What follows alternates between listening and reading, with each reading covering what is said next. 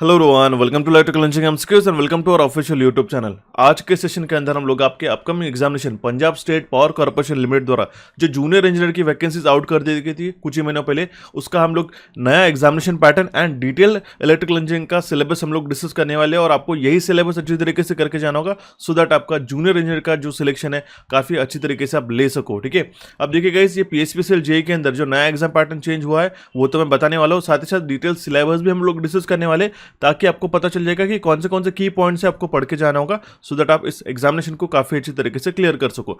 But before starting our session, आज अगर आप फर्स्ट टाइम चैनल को विजिट कर रहे हो तो चैनल को सब्सक्राइब करके नोटिफिकेशन बेल पे क्लिक करके ऑल पे क्लिक कीजिएगा सो दैट आपको टाइम टू टाइम सारे अपडेट्स आपको मिलते रहे। ओके, एंड साथ ही साथ एक चीज बताना चाहता हूँ गाइस, अभी रिसेंटली हमने कुछ ही टाइम पहले जो है 15/11/2021 का जो मॉर्निंग शिफ्ट का पेपर हुआ था गाइस, उसके कंप्लीट जो 70 क्वेश्चन थे टेक्निकल के वो हमने ऑलरेडी एक्सप्लेन करा दिए गाइस। इसका अगर आपने सेशन नहीं देखा होगा तो जिसके लिंक आपको मैं डिस्क्रिप्शन बॉक्स में प्रोवाइड कर देता हूं, उसका आप जाके सारे इंपॉर्टेंट क्वेश्चन को देखिएगा और जानिएगा कि किस तरीके से और कौन से टॉपिक से आपको प्रीवियसली क्वेश्चंस पूछे गए थे। ओके, ये काफी इंपॉर्टेंट होता है आपको ये सेशन देखना सो दैट आप आने वाले एग्जामिनेशन के लिए अच्छी तरीके से प्रिपेयर्ड रहे। तो ठीक है, इसके बाद का भी शिफ्ट का पेपर होगा वो भी मैं आपको जल्दी से जल्दी प्रोवाइड करा दूंगा गाइस। ओके, अब देखिए, अभी हम लोग हमारे सेशन को शुरू करते हैं।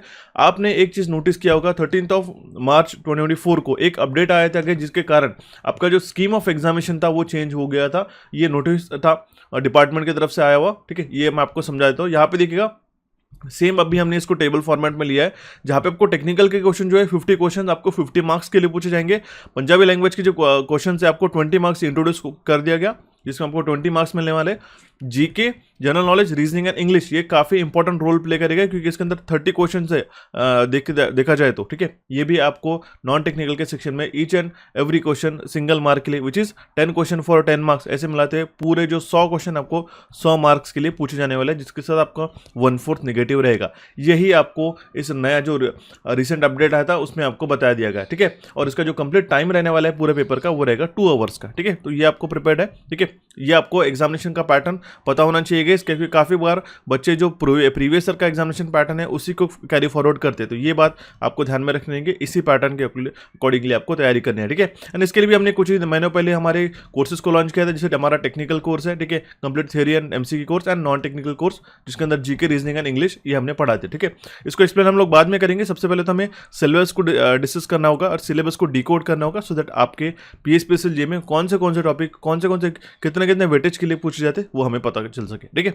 सबसे पहले अगर हम लोग बात करते हैं सिलेबस के, जो भी इलेक्ट्रिकल इंजीनियरिंग के स्टूडेंट्स होते हैं उनको एक चीज पता होनी चाहिए कि सबसे मेजर हमारा प्रायोरिटी रहता है हमारे पास electrical basics, DC machines DC circuits and AC circuits में। ठीक है, तो इलेक्ट्रिकल बेसिक्स में आपके जो भी रेजिस्टेंस, इंडक्टेंस, कैपेसिटेंस के कॉन्सेप्ट होते हैं, चाहे उसकी फॉर्मूलाज हो, चाहे उसके बेसिक न्यूमेरिकल्स हो, ठीक है, चाहे उसकी थ्योरी हो, वो आपको सबसे मेजर है कि आपको क्लियर होना चाहिए। ठीक है, उसके उनसे कौन से फैक्टर्स उसको अफेक्ट करते हैं। ठीक है, करंट क्या होता है, वोल्टेज क्या होता है, पावर क्या होता है, एनर्जी क्या होती है, उसके यूनिट क्या होते हैं, उसका कन्वर्जन क्या होता है। ठीक है, ये आपको सभी चीज़ें पता होनी चाहिए। ठीक है, जैसे कि हम लोग बात करते हैं इंडक्टेंस का यूनिट है हेनरी, ये तो सभी को पता है, लेकिन इसका अल्टरनेटिव यूनिट क्या है। ठीक है, रेजिस्टेंस का रेसिप्रोकल क्या होता है, ये सभी चीजें जो है बेसिक इलेक्ट्रिकल में कवर अप होती है। यहाँ से मिनिमम 3 से 4 क्वेश्चन पूछे जाते हैं आपको। ठीक है, ये टॉपिक आपको क्लियर करना होगा।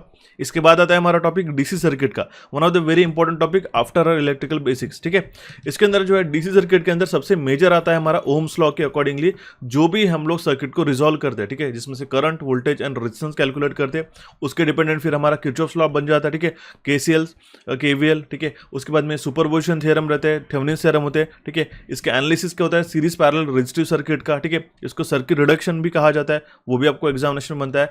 पावर और एनर्जी के कंसेप्ट किस तरीके से हम लोग कैलकुलेट कर सकते हैं, जैसे मान लो अगर एक पर्टिकुलर रेजिस्टेंस में वोल्टेज ड्रॉप निकालना होगा, ठीक है, पावर ड्रॉप निकालना होगा तो हम लोग किस तरीके से कैलकुलेट करेंगे, यहाँ से न्यूमेरिकल बनते हैं आपको। ठीक है, मेश हो गया या फिर नोडल एनालिसिस हो गया, स्टार डेल्टा सर्किट है, ये डीसी सर्किट में आपको करके जाना होगा। मिनिमम 3 से 4 क्वेश्चन यहाँ से आपको पूछे जाते हैं। ठीक है, इसके बाद में आता है उसी तरीके से हमारे पास single phase AC circuit and 3 phase AC circuit. ठीक है, सिंगल फेज एसी सर्किट के अंदर हमारे पास में जो एसी साइनोसॉइडल वेवफॉर्म है यहाँ पे हमारे इंट्रोड्यूस हो जाती है, वो आती है हमारे पास फ्रीक्वेंसी। अब जहाँ पे फ्रीक्वेंसी है तो वहाँ पे हमारे 2 कंपोनेंट आ जाते हैं, एक तो होता है हमारे पास में इंडक्टेंस और एक तरह से हमारे पास में कैपेसिटेंस। अब यहाँ पे डीसी सर्किट में सिर्फ हमारे पास में रेजिस्टर था, अब यहाँ पे एसी सर्किट में क्या हुआ, 2 और कंपोनेंट जो है और सी हमारे इंट्रोड्यूस हो चुके हैं। इसके कारण जो है हमारे पास में हमारे average value, RMS value, form factor, peak factor, ये एसी क्वांटिटीज की इंट्रोड्यूस हो जाती है। इसके डेफिनेशन, न्यूमेरिकल एक और इसका रेशियोज भी आपको पूछे जाते हैं। साथ ही साथ आपका एक रेशियो के फॉर्म में क्वेश्चन भी पूछा जाता है, ठीक है, ये आपको आ जाते हैं। अब देखिए यहाँ पे क्यू की फ्रीक्वेंसी इंट्रोड्यूस हुई थी, यहाँ पे फेज इंट्रोड्यूस हो जाता है, ठीक है, फेजर डिफरेंस इंट्रोड्यूस हो जाता है just because of L and C, ठीक है, क्योंकि एल और सी में फेजर डिफरेंस रहता है करंट और वोल्टेजेस में, आपको पता ही होगा, ठीक है। उसके बाद में पावर फैक्टर फाई की वजह से इंट्रोड्यूस हो जाता है, वो भी आपको प्रिपेयर करना रहता है, ठीक है। इसके बाद में कॉन्सेप्ट जो रहता है इंपीडेंस और एडमिटेंस का, एक्टिव रिएक्टिव और अपैरेंट पावर क्या होता है, एनालिसिस क्या होता है, हमारे पास में आरएल सर्किट है, आरसी सर्किट है, आरएलसी सर्किट है, सीरीज हो या फिर पैरेलल सर्किट हो, और उसके बाद में हमारे पास इंपॉर्टेंट कॉन्सेप्ट होता है रेजोनेंस का, वहां से आपको क्वेश्चन एग्जामिनेशन में पूछे जाते हैं। क्लियर है, ये होता है हमारे पास में सिंगल फेज एसी सर्किट का। इसी के साथ में सिंगल फेज एसी सर्किट के साथ हमारे पास 3 फेज इंट्रोड्यूस हो जाता है यहाँ पे, ठीक है, जहाँ पे हमारे पास 3 अलग अलग फेजेस रहते हैं, ओके। एंड इसी के साथ 3 अलग अलग फेजेस का फेज सीक्वेंस, बैलेंस लोड हो, अनबैलेंस लोड हो, उसकी कैलकुलेशन, ठीक है। एंड उसी के साथ जो है हमारे पास में एक इंपॉर्टेंट टर्मिनोलॉजी आती है गाइस, ठीक है, उसके पावर और एनर्जी कैलकुलेशन का, ठीक है, वहां से आपको डेफिनेटली क्वेश्चन बनते हैं, ओके। इसके बाद में रहता है हमारे पास में introduction of circuit element, RLC and there characteristics, KCL KVL apply हो गया, ठीक है, मेश एंड नोडल एनालिसिस हो गया, ठीक है। मैग्नेटिकली कपल्ड सर्किट होता है, ठीक है, बहुत बार क्या होता है हमें इंडक्टर्स के मैग्नेटिकली कपल्ड सर्किट या फिर 2 इंडक्टेंसेस पैरेलल में कनेक्टेड है, सीरीज में कनेक्टेड है, ठीक है, accordingly to its dot notation आपको कैलकुलेशन करना रहता है, तो ये आपके लिए काफ़ी इंपॉर्टेंट होता है, ठीक है। कपलिंग कोएफिशिएंट हो गया, वोल्टेज एंड करंट सोर्सेज हो गए, सोर्स ट्रांसफॉर्मेशन से एक क्वेश्चन डेफिनेटली पूछेगा, इसको स्किप मत कीजिएगा, ठीक है। ये सारा हो गया हमारे पास बेसिक सर्किट। इसके बाद में हमारे पास उसके नेटवर्क थ्योरम आते हैं एसी और डीसी सर्किट के सॉल्व करने के लिए, जिसमें सबसे इंपॉर्टेंट है हमारा थेवेनिन्स एंड नॉर्टन्स थ्योरम, ठीक है। इसके बाद में थर्ड नंबर पे आता है superposition, reciprocity, compensation, substitution, MPPT, जिसको हम लोग मैक्सिमम पावर ट्रांसफर थ्योरम भी कहते हैं, ठीक है। ये तो हो गया हमारे पास में बेसिक सर्किट एंड उसके सॉल्यूशन, ओके। इसके बाद आता है हमारे पास में मैग्नेटिक सर्किट। जिस तरीके से हमने इलेक्ट्रिकल सर्किट देखा, उसी तरीके से मैग्नेटिक सर्किट से मिनिमम 2 to 3 क्वेश्चन आपको एग्जामिनेशन में पूछे जाते हैं। वो कैसे, जिस तरीके से हमारे पास में रेजिस्टेंस होता है, ठीक है, उस तरीके से हमारे पास में रिलक्टेंस रहता है गाइस, ओके। जिस तरीके से हमारे पास में करंट फ्लो होता है, उस तरीके से हमारे पास फ्लक्स रहता है, जिस तरीके का हमारे पास ईएमएफ रहता है, उस तरीके से हमारे पास में मैग्नेटोमोटिव फोर्स रहता है। तो जो एनालॉजी से बेस्ड क्वेश्चन रहते हैं मैग्नेटिक सर्किट से आपको पूछे ही जाते हैं, ठीक है। उसके साथ में आपको अलग अलग मैग्नेटिक मटेरियल्स हो गया, ठीक है, एंड जिसमें आता है हमारे पास में ferromagnetic material, diamagnetic and paramagnetic material, वो भी आपको एग्जामिनेशन में क्वेश्चन बनते हैं। उसके एग्जाम्पल्स आपको एग्जामिनेशन में पूछे जाते हैं, ठीक है। सेल्फ और म्यूचुअल इंडक्टेंस क्या होता है, ये आपको मैग्नेटिक सर्किट में प्रिपेयर करके जाना होगा। ये सभी हमने ऑलरेडी कोर्स में प्रोवाइड करके रखी है, ठीक है। इसके बाद में हमारा नेक्स्ट टॉपिक इंट्रोड्यूस हो जाता है जो हमारे पास में इलेक्ट्रिकल मेजरमेंट, ठीक है। 4 से 5 क्वेश्चन आप मिनिमम एक्सपेक्ट कर सकते हो गाइस इस टॉपिक से, क्योंकि ये मेजरमेंट एक ऐसा टॉपिक बन जाता है हमारे पास में जो कि पावर सिस्टम से भी जुड़ा हुआ है, ठीक है, काफी क्लोजली, और हमारे पास इलेक्ट्रिकल बेसिक से भी, ठीक है। तो इसमें सबसे पहले तो बेसिक्स ऑफ मेजरमेंट में आपके जो हमारे पास उसके कैरेक्टरिस्टिक्स रहते हैं, स्टैटिक और डायनेमिक कैरेक्टरिस्टिक्स हो गया, वो आपको प्रिपेयर करके जाना होता है। गैल्वेनोमीटर क्या, उसका थ्योरी और फंडामेंटल आपको पता होना चाहिए, ठीक है। मेजर 3 टाइप ऑफ जो हमारे पास में टॉर्क्स रहते हैं, ठीक है, डैम्पिंग, कंट्रोलिंग टॉर्क्स, ठीक है, एंड डिफ्लेक्शन टॉर्क, ये आपको प्रिपेयर करके जाना होगा, ठीक है। कौन से प्रिंसिपल पे वो वर्क करते हैं, डैम्पिंग टॉर्क कौन प्रोवाइड करते हैं, कंट्रोलिंग टॉर्क कौन प्रोवाइड करते हैं, स्प्रिंग बेस्ड हो गया, ठीक है, ये सारे हॉरिजॉन्टल टाइप, ठीक है, ग्रेविटी बेस्ड, ये सारी चीजें आपको इस मेजरमेंट में करके जानी होती है, ठीक है। ये तो हो गया हमारे पास बेसिक। इसके बाद आता है हमारे पास में मीटर्स आते हैं, फिर इंडिकेटिंग हो गया, रिकॉर्डिंग हो गया, इंटीग्रेटिंग टाइप ऑफ इंस्ट्रूमेंट्स होता है, जिसके अंदर हमारे पास में अलग अलग टाइप्स के एमीटर और वोल्ट मीटर आते हैं। उसके टाइप्स हो गया, जैसे कि permanent magnet, moving coil instrument हो गया, ये कौन सा वैल्यू मेजर करता है, सिर्फ डीसी वैल्यू मेजर करता है। इस तरीके से MI type, moving iron type, electrodynamometer type, ये टाइप ऑफ इंस्ट्रूमेंट्स हो गया अलग अलग वर्किंग प्रिंसिपल्स के अकॉर्डिंगली, ठीक है। तो ये आपको सभी करने रहेंगे, मैं आपको मेंशन कर देता हूँ गाइस। एंड अगर आप चाहते हो इसका पीडीएफ में आपको सिलेबस जो है आपका सिलेबस का पीडीएफ में आपको टेलीग्राम पे दूं, तो आप मुझे जरूर ये पीडीएफ करके मुझे मेंशन कीजिए, कमेंट कीजिएगा, मैं आपको टेलीग्राम पे भी प्रोवाइड कर दूंगा, एज वेल एज हमारे इलेक्ट्रिकल इंजीनियरिंग एमसीक्यूज के एप्लीकेशन पे भी आपको मैं इसका पीडीएफ प्रोवाइड करा दूंगा, ठीक है। उसका आप बिल्कुल चिंता मत कीजिएगा, सो दैट आप इसको प्रिंट आउट लेके भी पढ़ सकते हो, ठीक है। इसके बाद में एक क्वेश्चन आएगा आपको extension of range of instruments using shunt and multiplier, ठीक है। यहाँ से एक क्वेश्चन आपको पूछा जाता है, बाकी आप टॉपिक पढ़ सकते हो गाइस, मैंने आपको ओवरऑल चीजें बता दी है, ठीक है। इसके बाद में हमारे पास में मेजरमेंट ऑफ पावर आता है, जिसे अभी हमने वोल्टेज एंड करंट का देख लिया, ठीक है। उसके साथ हमारे पास एसी एंड डीसी सर्किट में अलग अलग टाइप के वाटमीटर जो होते हैं वो आपको अच्छी तरीके से पढ़ने होंगे, ठीक है। डबल एलिमेंट, 3 एलिमेंट के डायनामीटर टाइप वाटमीटर्स हो गया, measurement of power in 3 phase circuit, ठीक है, 2 वाटमीटर मेथड हो गया, ये सभी आपको पूछे थे। ब्लंडेल्स थ्योरम इसके अंदर आता है, तो ये आपको मेजरमेंट एंड मेजरिंग इंस्ट्रूमेंट में प्रिपेयर करके जाना होगा। ओके, इसके बाद में हमारे पास टॉपिक बनता है electronic energy meter, single phase और 3 फेज एनर्जी मीटर हो गया, ठीक है। एनालॉग एंड डिजिटल दोनों आपको प्रिपेयर करने रहेंगे। मैक्सिमम डिमांड मीटर क्या होता है, ठीक है। सीटी और पीटी का बीच में डिफरेंस, जो कि एक इंस्ट्रूमेंट ट्रांसफार्मर होते हैं। And one of the very important topic जहां से 1 से 2 क्वेश्चन डेफिनेटली पूछे जाते हैं, वो है हमारे पास में ब्रिजेस, ठीक है, जिसमें अंदर आता है हमारे पास रेजिस्टेंस मेजरमेंट के लिए ब्रिज आता है, या फिर अगर हम लोग बात करते हैं कि इंडक्टेंस, फ्रीक्वेंसी, कैपेसिटेंस, कौन से टाइप्स के कौन से ब्रिजेस उसके लिए इस्तेमाल किए जाते हैं, ये आपको प्रिपेयर करके जाने रहेंगे, सो दैट आप इस इलेक्ट्रिकल मेजरमेंट इस टॉपिक को अच्छी तरीके से स्कोर कर सके, ठीक है। यहां तक आपका क्लियर हो चुका। अभी हम लोग हमारे नेक्स्ट टॉपिक की ओर मूव ऑन करते हैं। सो अभी हमारे पास में जो नेक्स्ट टॉपिक निकल के आता है वो है हमारे पास में मशीन्स गाइस। इलेक्ट्रिकल मशीन्स एक काफी बड़ा और इंपॉर्टेंट टॉपिक माना जाता है इलेक्ट्रिकल इंजीनियरिंग के कॉन्टेक्स्ट की अगर हम लोग बात करें तो। यहाँ पे देखिए मशीन्स में हमारे पास में मिनिमम हम लोग 10 क्वेश्चन तो एक्सपेक्ट कर ही सकते हैं आउट ऑफ द 50 क्वेश्चन, ठीक है। जितना भी आपको टेक्निकल सिलेबस में मेंशन कर रहा हूँ, ये वैरी होते रहता है depending upon the number of technical question. अगर आपको 100 क्वेश्चन आ रहे हैं तो उसके अकॉर्डिंगली इसका वैल्यू चेंज होता है, ठीक है। लेकिन अगर हम मोटा बात करें मशीन्स की बात, तो उसके अंदर हमारे पास में आता है DC machine, AC machine and transformer, ठीक है। अगर हम लोग देखिए एसी मशीन का ही पार्ट है हमारा ट्रांसफार्मर, ठीक है। एसी मशीन में हमारे पास इंडक्शन मशीन आता है, इंक्लूड होता है, डीसी मशीन आता है, इसके बाद हमारे पास सिंक्रोनस मशीन हो गया, ये सारे ऑल टुगेदर इलेक्ट्रिकल मशीन्स का ही पार्ट आता है। फ्रैक्शनल किलोवाट मोटर्स, ये भी काफी इंपॉर्टेंट टॉपिक आपका माना जाता है इस इलेक्ट्रिकल मशीन्स की अगर हम लोग बात करते हैं तो, ठीक है। तो अगर हम लोग जेईई की कभी भी तैयारी करने चाहते हैं तो सबसे पहले तो हमें ट्रांसफार्मर के कॉन्सेप्ट समझना होगा, क्योंकि इसी से आपके जो है एसी मशीन के फंडामेंटल्स डेवलप होते जाते हैं, ठीक है। ट्रांसफार्मर में हमारा उसको सबसे पहले तो वर्किंग प्रिंसिपल, ईएमएफ इक्वेशन हो गया, उसका कंस्ट्रक्शन में कौन सा मटेरियल यूज होता है, ठीक है, उसकी फेजर डायग्राम, इक्विवेलेंट सर्किट और resistance refer to the primary secondary, ये चीजें, वोल्टेज रेगुलेशन हो गया, ट्रांसफार्मर के अंदर होने वाले losses, hysteresis and eddy current losses के न्यूमेरिकल्स हो गया, ठीक है। टेस्ट हो गया, open circuit test, short circuit test, OC SC test जिसको हम लोग कहते हैं, सम्पनर्स टेस्ट हो गया, ठीक है। मैक्सिमम एफिशिएंसी की कंडीशन क्या है, रेगुलेशन के लिए क्या कंडीशन होती है, इसके न्यूमेरिकल एज वेल एज आपको फंडामेंटल क्वेश्चंस, ठीक है। Power distribution transformer, all deficiency क्या होती है, यहां से क्वेश्चन पूछे गए थे, ठीक है। ऑटो ट्रांसफार्मर का वर्किंग, ठीक है, उसका एडवांटेज, इसका equivalent circuit and phasor diagram, ये पूरे के पूरे ट्रांसफार्मर के अंदर इंक्लूड होते हैं, ठीक है। अब ये तो बात हो चुकी है हमारे पास सिंगल फेज ट्रांसफार्मर की। अभी हमारे पास जो आता है वो है हमारे पास 3 फेज ट्रांसफार्मर, ठीक है। अगेन सेम है हमारे पास में सिंगल फेज ट्रांसफार्मर में, लेकिन यहाँ पे 2 मेजर चीजें आ जाती है, ठीक है। स्टेप कोर, ठीक है, या फिर हम लोग बात करें तो core type and shell type of transformer, उसका कंस्ट्रक्शन से ही आपको मिनिमम 2 क्वेश्चन पूछे जाते हैं, ठीक है। क्योंकि आपको सैंडविच वाइंडिंग या फिर HV-LV वाइंडिंग कहाँ पे प्लेस की जाती है, ठीक है। स्टार डेल्टा कनेक्शन हो गया उसका, ठीक है।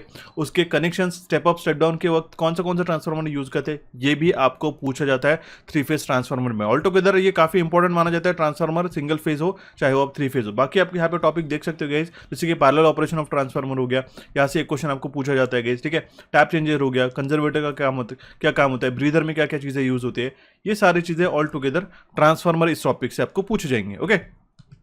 इसके बाद में आता है हमारे पास में सिंक्रोनस मोटर। देखिए सिंक्रोनस मोटर हमारे पास में जो है काफी इंपॉर्टेंट टॉपिक माना जाता है। सिंक्रोनस मशीन की अगर हम लोग बात करते हैं तो synchronous motor and synchronous generator, जिसको हम लोग अल्टरनेटर कहते हैं, ये दोनों टॉपिक आपको ऑल टुगेदर प्रिपेयर करने रहेंगे, जिसमें हमारे पास उसका पैरेलल ऑपरेशन एक टॉपिक काफी माना जाता है, इंपॉर्टेंट माना जाता है, एंड सिंक्रोनाइजिंग उसका एक इंपॉर्टेंट टॉपिक है जहां से डेफिनेट क्वेश्चन आपको पूछे जाते हैं, ठीक है। अब देखिए उसका सिंक्रोनस मोटर की अगर हम बात करें तो leading, lagging and unity power factor पे क्या एक्साइटेशन होता है उसका, यहां से आपको स्टेटमेंट बेस्ड क्वेश्चन पूछे जाते हैं, ओके। क्लियर हो चुका। नेक्स्ट आते हैं हमारे पास में मशीन्स के अंदर, वो आता है हमारा डीसी मशीन।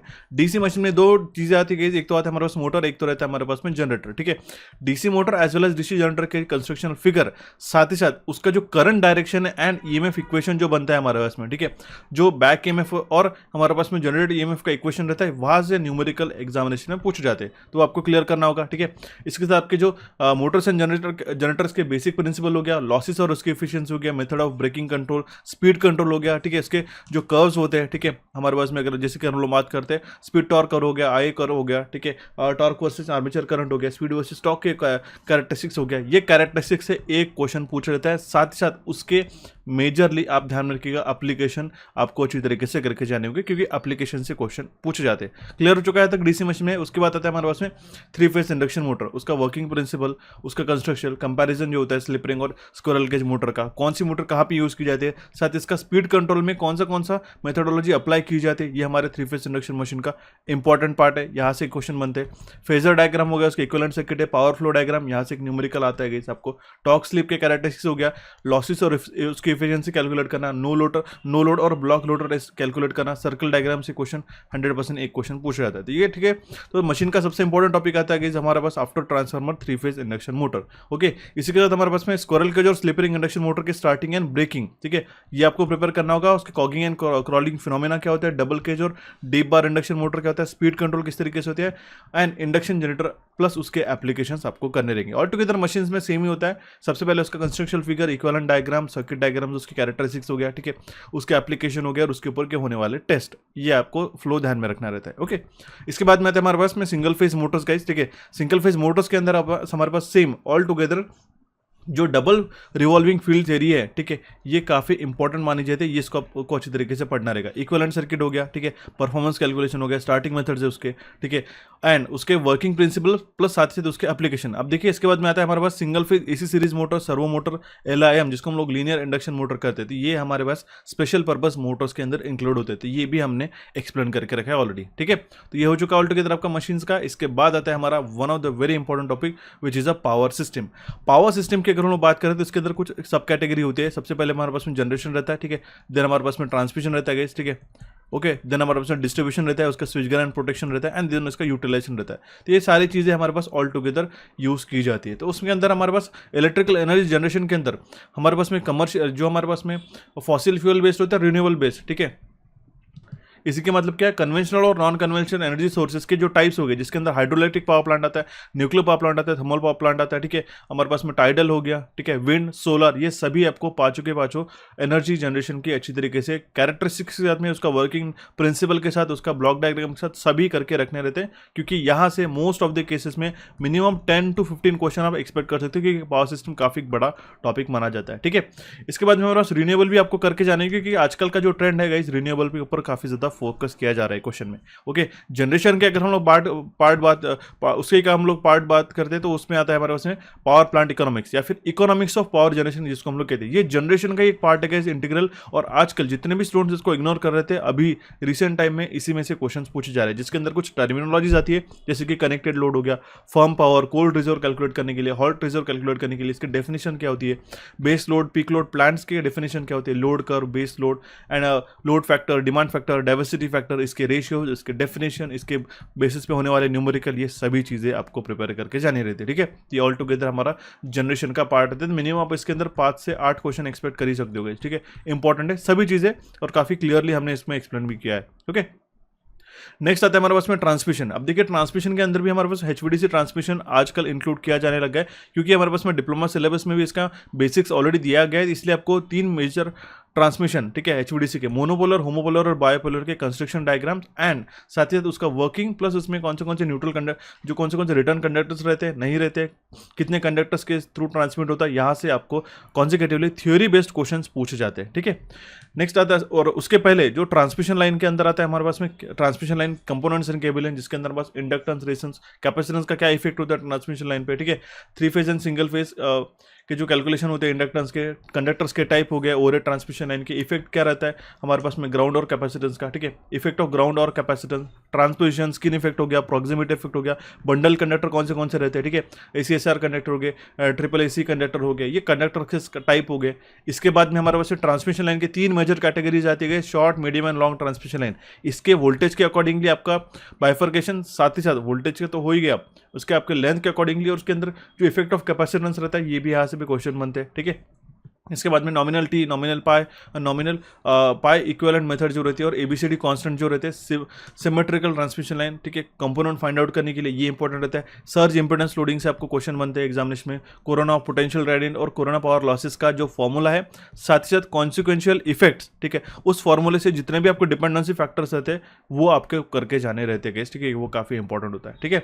एंड इसके बाद में रहता है अगेन, ये तो हमारे पास में OHE, ओवरहेड ट्रांसमिशन लाइन का हमारा इक्विपमेंट का हमने यहाँ डिस्कस कर लिया। अभी उसी की तरीके से हमारे पास अंडरग्राउंड केबल से मिनिमम आपको 3 से 4 क्वेश्चन पूछे जाते हैं आजकल, ठीक है। तो आपको केबल्स के बारे में सारी चीज़ें पता होनी चाहिए कि प्रेशर केबल हो गया, बिल्टेड केबल हो गया, स्क्रीन केबल कौन से वोल्टेज लेवल तक यूज़ किया जाता है, केबल का कंस्ट्रक्शन हार्मोनिक किसके लिए यूज़ किया जाता है, उसका हमारे पास में जो कंडक्टर्स रहते हैं वो किससे बनाए जाते हैं गैस, उसके सभी चीज़ें जो है, कैपेसिटेंस ग्रेडिंग हो गया, सभी चीज़ें अंडरग्राउंड केबल से आपको पूछी जाती है, ठीक है।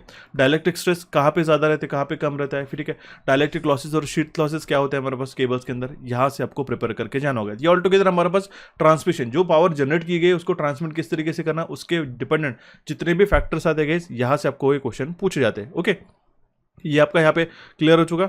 अब हमारे पास में आता है isolator, insulator and mechanical design, ठीक है। डिस्ट्रीब्यूशन में सबसे मेजर टॉपिक आता है हमारे पास ring main radial type of distribution की सिस्टम, ठीक है। उसी के साथ जुड़े हुए जो हमारे पास में इंसुलेटर्स थे उसके टाइप्स, मैकेनिकल डिजाइन, कौन सा इंसुलेटर कहाँ पे यूज़ किया जाता है, ठीक है। उसके बाद में सैग का इंपॉर्टेंट क्वेश्चन बनते हैं, न्यूमेरिकल तो आपको पूछे जाते हैं, ठीक है। Length of span and sag tension, calculation of transmission line, ठीक है। Wind and ice loading, support at the line of 2 different level, equal level के सैग कैलकुलेट करना है, अनइक्वल लेवल के सैग कैलकुलेट करना, ये आपको पूछा जाता है गाइस। ओके, इसके बाद में इंसुलेटर के फेलियर्स होने के कारण क्या क्या कारण हो सकते हैं, डाइलेक्ट्रिक स्ट्रेंथ किसकी ज़्यादा होती है, किसकी कम होती है, ठीक है। हमारे पास टाइप ऑफ इंसुलेटर हो गया, ठीक है। स्ट्रिंग टाइप ऑफ इंसुलेटर हो गया, डिस्क टाइप ऑफ इंसुलेटर्स है, ठीक है। And suspension type of insulator हो गया, ठीक है। ये कहाँ यूज़ किए जाते हैं ये ऑल टुगेदर मैंने पूरा एक्सप्लेन करके रखा है। आई होप आपको क्लियरली आइडिया आ चुका होगा कि आपको insulator design and switch gear का ही आज बेसिकली पार्ट माना जाता है, ठीक है। ट्रांसमिशन या बेसिकली अगर हम लोग बात करें डिस्ट्रीब्यूशन सिस्टम का ये पार्ट माना जाता है, ठीक है। इंसुलेटर्स एंड उसके डिजाइन, ठीक है। इसके बाद में हमारे पास में स्विच गियर एंड प्रोटेक्शन, ये काफी इंपॉर्टेंट टॉपिक आता है, मिनिमम 4 से 5 क्वेश्चन एक्सपेक्ट कर सकते हो, ठीक है। मिनिमम 3 क्वेश्चन तो आप एक्सपेक्ट कर ही सकते हो कि सारे जितने भी important to the point topics है मैंने इसके अंदर इंक्लूड करके रखे। जैसे कि अंदर सबसे पहले आता है हमारे पास में आइसोलेटर, वर्टिकल ब्रेक और हॉरिजॉन्टल ब्रेक का डिफरेंस, ठीक है। HRC fuse, high rupturing capacity के फ्यूजेस हो गया, ठीक है। उसके कंस्ट्रक्शन, वर्किंग, कैरेक्टरिस्टिक्स, उसके आर्क फॉर्मेशन प्रोसेस क्या होती है, उस आर्क जो फॉर्म हुई है उसको एक्सटेंड करने के लिए कौन से मेथड्स लगाते हैं हम लोग, ठीक है। Arc recovery, arc voltage, recovery voltage, restriking voltage, triple RV, ठीक है। वैक्यूम सर्किट ब्रेकर हो गया, उसके डिफरेंट टाइप के, जैसे कि SF6, ठीक है। एयर सर्किट ब्रेकर हो गया, एयर ब्लास्ट सर्किट ब्रेकर हो गया, एंड साथ ही साथ MCCB, MCB, ELCB, इन सभी के application as well as utilization, ये आपको वर्किंग, ये आपको अच्छी तरीके से प्रिपेयर करने रहेंगे, ठीक है। इसके बाद में जो स्विच गियर एंड प्रोटेक्शन का मेजर, सबसे पहले तो बेसिक में होना चाहिए था fundamental quality requirement, selectivity, speed, sensitivity, reliability, simplicity. यहाँ से एक डेफिनेशन के ऊपर एक क्वेश्चन आ सकता है, ठीक है। क्योंकि हम लोग थोड़ा सा न्यूमेरिकल के 10 टूवर्ड पढ़ने लग जाते हैं, थ्योरी हम लोग पढ़ने लग जाते हैं, लेकिन इन टॉपिक को हम लोग छोड़ देते हैं। तो यहाँ से एक क्वेश्चन डेफिनेटली पूछाते हैं उसके कैरेक्टरिस्टिक्स के अकॉर्डिंगली, ठीक है। साथ ही साथ आपके जो बेसिक टर्मिनोलॉजीज होते हैं, जैसे PSM हो गया, TSM हो गया, ठीक है। करंट सेटिंग क्या होता है, रीसेट करंट क्या है, पिकअप करंट किस तरीके से कैलकुलेट किया जाए, तो यहाँ से आपको क्वेश्चन बन सकता है। ओके, देन आता है हमारे पास प्रोटेक्टिव रिलेज के अंदर वाटर टाइप रिले हो गया, सोलेनोइड टाइप रिलेज हो गया, ठीक है। अट्रैक्टेड आर्मेचर टाइप, ठीक है। ये सारे रिलेज के टाइप होते हैं गाइस। ओवर करंट रिले, उसके डायरेक्शन रिले, कहाँ पे कौन सा रिले यूज होता है, कौन से प्रोटेक्शन के लिए कौन सा रिले ये यूज होता है, यहां से हमें क्वेश्चन एग्जामिनेशन में बन सकते हैं। तो all together switch gear and protection काफी एक इंपॉर्टेंट टॉपिक माना जाता है आपके एग्जामिनेशन के लिए। क्लियर हो चुका। तो यहाँ तक अराउंड 80% सिलेबस आपका कंप्लीट हो जाता है गेस। बट साथ ही साथ आपको मैं बताना चाहता हूँ इसके बावजूद भी आपके पास काफ़ी सारे इंपॉर्टेंट टॉपिक्स बनते हैं, जैसे कि हमारे पास में इलेक्ट्रिकल इंजीनियरिंग के मटेरियल्स हो गया, conducting insulating material, semiconducting materials, ठीक है। ये आपको अच्छी तरीके से पढ़ के जाने होंगे। मैग्नेटिक मटेरियल का जो डायमैग्नेटिक, पैरामैग्नेटिक एंड फेरोमैग्नेटिज्म के जो मटेरियल्स है, इसका एग्जाम्पल और इसके हाई की जो वैल्यू रहती है, ठीक है, वो आपको अच्छी तरीके से पढ़ के जानी होगी, क्योंकि वहाँ से न्यूमेरिकल डेफिनेटली पूछा जाएगा, ठीक है। कंट्रोल सिस्टम्स का सिर्फ आपने अगर बेसिक भी किया तो भी चल जाएगा, क्योंकि उतना ही आपको एग्जामिनेशन में बनता है। इसके बाद रहता है हमारे पास में डिजिटल इलेक्ट्रॉनिक्स, ठीक है। नंबर सिस्टम के कन्वर्जन हो, चाहे वो आपको बुलियन अलजेब्रा हो, एंड और नॉर गेट्स हो गए, ठीक है, लॉजिकल गेट्स हो गए, सभी गेट्स, ठीक है, and or not, NAND, NOR, XOR, XNOR gate, उसके बुलियन अलजेब्रा के सिंप्लीफिकेशंस हो गए, डी मॉर्गन्स थ्योरम हो गया आपका, ठीक है। बुलियन एक्सप्रेशन को रिड्यूस करना लॉजिक डायग्राम्स के अकॉर्डिंगली, ठीक है, वो आपको एग्जामिनेशन में बन सकता है। मिनिमम 2 क्वेश्चन आप एक्सपेक्ट कर सकते हो। एनालॉग सर्किट या फिर इलेक्ट्रॉनिक्स से हमारे पास सबसे मेजर आता है सेमीकंडक्टर डायोड, उसकी बेसिक पीएन जंक्शन की थ्योरी, जिसके साथ पीएन जंक्शन के साथ हमारे पास में जो अलग अलग डायोड्स तैयार होते हैं, जैसे जीनो डायोड हो गया, वायरेक्टर डायोड, टनल डायोड, इसके कैरेक्टरिस्टिक्स, सिंबल्स, टर्मिनल्स और उसके जो है वर्किंग प्रिंसिपल, ये आपको अच्छी तरीके से प्रिपेयर करके जाना होगा। इसका भी मैंने एक चार्ट ऑलरेडी प्रोवाइड करके रखा है। इस सेमीकंडक्टर डायोड के बेसिस पे हमारे पास एक इंपॉर्टेंट टॉपिक आता है, मिनिमम यहाँ से 2 क्वेश्चन आप एक्सपेक्ट कर सकते हो, 2 से 3 क्वेश्चन 100% पूछ रहे थे, क्योंकि बायपोलर जंक्शन ट्रांजिस्टर, उसके टाइप, कॉन्फ़िगरेशन, उसका working principle, characteristics, region of operation, इस सभी चीज़ें ट्रांजिस्टर से आपको पूछी जाती है। ठीक है, इसके बाइजिंग मेथड हो गया, थर्मल रनअवे हो गया, थर्मल स्टेबिलिटी क्या होती है, ये सभी चीज़ें एनालॉग इलेक्ट्रॉनिक्स में आपको पूछी जाती है। ओके, इसके बाद में रहता है पावर इलेक्ट्रॉनिक्स एंड ड्राइव। तो इसमें मेजरली जो पावर सेमीकंडक्टर डिवाइसेस हो गए, ठीक है, जैसे कि थायरिस्टर, ट्रायग, गेट, जीटीओ हो गया, मॉसफेट्स हो गया, metal oxide semiconductor, field effect transistor, ठीक है, कंट्रोल और अनकंट्रोल्ड पावर रेक्टिफायर्स हो गया, ब्रिज कन्वर्टर्स हो गया। ठीक है, ये सभी चीज़ें आपको पावर इलेक्ट्रॉनिक्स एंड ड्राइव से कंप्लीट करनी होगी। ठीक है, इन सारे टॉपिक्स आप मिनिमम 7 क्वेश्चन तो एक्सपेक्ट कर ही सकते हो गाइस। ठीक है, इसके बावजूद भी हमारे पास में यूटिलाइजेशन ऑफ इलेक्ट्रिकल एनर्जी के अंदर सबसे मेजर जहाँ से डेफिनेटली क्वेश्चन पूछे जाएंगे वो टॉपिक आपको मैं बताता हूँ, वो है हमारा illumination, electrical heating, welding, electroplating and drives and motor. इसको आपको अच्छी तरीके से प्रिपेयर करके जाना होगा। ठीक है, आई डोंट थिंक कि ट्रैक्शन का भी यहाँ पे आपको नेसेसरी है। ठीक है, अगर आपको हमें लगता है कि वो भी आपको पढ़ाना चाहिए तो वो भी मैं आपको टॉपिक प्रोवाइड करा दूंगा। ठीक है, इसके बाद रहता है एस्टिमेशन एंड कॉस्टिंग, जिसमें सबसे इंपॉर्टेंट रहता है आई रूल्स। हमारे पास में टाइप ऑफ इलेक्ट्रिकल इंस्टॉलेशन, वहाँ से क्वेश्चन बनते हैं। ठीक है, जैसे टाइप्स ऑफ हम लोग वायरिंग करते हैं। ठीक है, जैसे केबल टाइप, शीट टाइप हो गया, ठीक है, कंसील कंड्यूट टाइप की वायरिंग हो गई, यहाँ से मिनिमम 2 क्वेश्चन आप एक्सपेक्ट कर सकते हो गाइस। ठीक है, इसके बाद में कंप्यूटर बेसिक, ये स्पेसिफिकली आपके PSPCL के प्रीवियस एग्जामिनेशन में पूछा गया था, जैसे सी लैंग्वेज से भी क्वेश्चन पूछे गए थे and computer basics and fundamental से भी वो क्वेश्चन आपको पूछे जा चुके हैं। तो ये था गाइस हमारा कंप्लीट सिलेबस आपके PSPCL JEE के एग्जामिनेशन के लिए। ठीक है, आई होप आपको काफी सारा इंसाइटफुल डेटा मिल चुका होगा। ठीक है, साथ साथ मैं बताना चाहता हूँ गाइस, अगर आप इसके एग्जामिनेशन के लिए डेडिकेटेड हो तो आज ही टेक्निकल और नॉन टेक्निकल दोनों कोर्सेज को आप एनरोल करके इसकी पढ़ाई आज ही से शुरुआत कर सकते हैं, क्योंकि सारे रिकॉर्डेड सेशन हमने प्रोवाइड करके रखे। आपको जो 30 क्वेश्चन का जो तैयारी है गाइस, ठीक है, आपको जीके का, रीजनिंग और इंग्लिश का, इन एक ही कोर्स के अंदर जो हमारे कैपिट्यूड्स के एप्लीकेशन पे अवेलेबल है, जिसका प्राइस सिर्फ 599 रुपीज़ है। इसका कूपन कोड है PSP80। इस कूपन को लगाने के बाद इसको आप ज्वाइन कर सकते हो। कोई भी रिक्वायरमेंट आती है, हेल्प करनी होगी तो आप मुझसे इस नंबर पे व्हाट्सएप कर सकते हो। ठीक है, साथ साथ आपको टेक्निकल के पूरे 50 क्वेश्चन का आपको अच्छी तरीके से, जो आपको मैंने सिलेबस ऊपर आपको एक्सप्लेन किया PSPCL का, वो कंप्लीट करना होगा, इंक्लूडिंग 3D पावर प्लांट के सेशंस। ठीक है, जो आपको काफ़ी मदद करते हैं power plant and power generation को समझने के लिए। इसको ज्वाइन करने के लिए PSP80 सेम कूपन कोड को यूज़ करके सिर्फ 999 में इस कोर्स को एनरोल कर सकते हो, जिसके अंदर हमने थ्योरी, क्वेश्चंस एंड हमारे पास कॉन्सेप्ट भी हमने एक्सप्लेन किया, और उसका डेडिकेटेड व्हाट्सएप ग्रुप भी है। काफ़ी सारे एस्पिरेंट्स PSPCL के तैयारी करने के लिए जो स्टूडेंट्स ज्वाइन किए थे वो इसको ऑलरेडी ज्वाइन करके रखे हैं। ठीक है, तो उसके लिए आप भी बस पीछे रहिएगा, आपकी काफ़ी अच्छी तरीके से तैयारी करनी है। इन दोनों कोर्सेज को एनरोल करके काफ़ी बूस्ट मिल सकता है आपके एग्जामिनेशन की तैयारी करने के लिए। आपको कोई भी रिक्वायरमेंट रहती है तो हमें दिए गए नंबर पर व्हाट्सएप भी कर सकते हो। ठीक है, ओके, तो अगर आप इस सिलेबस की PDF चाहते हो तो अभी टेलीग्राम चैनल को ज्वाइन करके रखेगा, मैं जल्दी से इसका PDF अपलोड करा के देता हूँ। इस अपडेट को आपके दोस्तों के साथ शेयर कीजिएगा। हमारे चैनल कैपिट्यूड्स और इलेक्ट्रिकल इंजीनियरिंग MCQs को यहाँ पे आप क्लिक करके सब्सक्राइब कर सकते हो। दोनों टेलीग्राम चैनल से ज्वाइन करके रखना होगा, so that important interesting questions and concepts आपको टाइम टू टाइम मिलते रहते हैं। और रिसेंट सेशन के PYQs देखने के लिए यहाँ पे आप इसको क्लिक करके देख सकते हो। गाइस, मिलते हैं अभी हमारे नेक्स्ट सेशन में। Thank you for watching this session and have a nice day.